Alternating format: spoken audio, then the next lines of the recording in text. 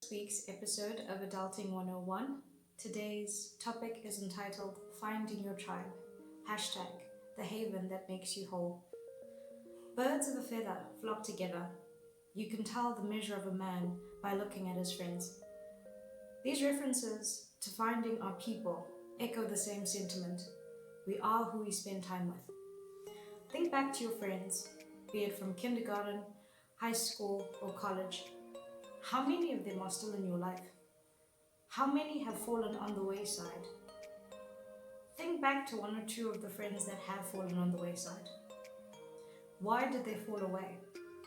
It may have been distance, as they moved away, different interests, diverging careers, or you simply outgrew them. The one thing that we were never told about adulting is that we grow through our people. We don't go through them. How in heaven's name do we grow through our tribes? Birds on the same frequency follow the same sequencing. You are a reflection of the people that you spend time with.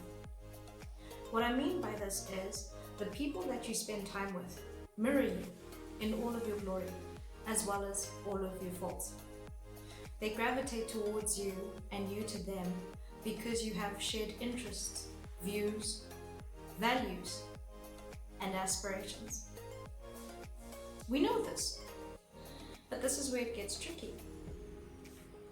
Like jigsaw pieces, our people plug into us, creating what we hope is an image of solidarity, comfort, mutual respect, and support.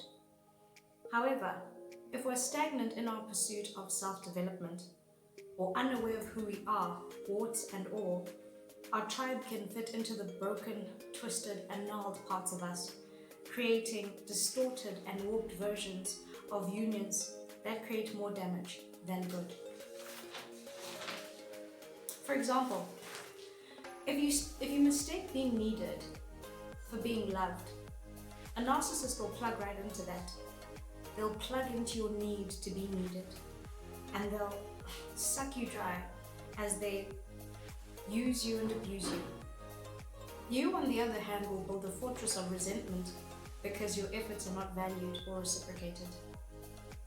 In the same way, remaining in our comfort zones gives way to stagnation, which often translates into remaining in toxic situations because they're comfortable and familiar. Hashtag better the devil you know, right? So, how do we grow through our people? How do we grow through our tribes to find our haven? Firstly, you have to realize that you are your people. You are your biggest cheerleader and your biggest asset. The world has made us self-loathing by telling us everything that's wrong with us. So, at first it may feel counterintuitive. Learn to spend time on your own and deeply introspect into who you are. What unresolved issues do you have that could lead to more hurt in the same vein? The next step is to be compassionate with yourself. Wounds you've sustained over the years can be self-inflicted or externally charged. In the first instance, if they're self-inflicted, forgive yourself for not knowing you did not know what you did not know. You are not your past, and although you've made mistakes, they don't need to define your present or your future. If it's the latter and you've been hurt by others, forgive them, not for their sake, but for yours. Because if you don't release them, then they'll live rent-free in your mind and torment you endlessly.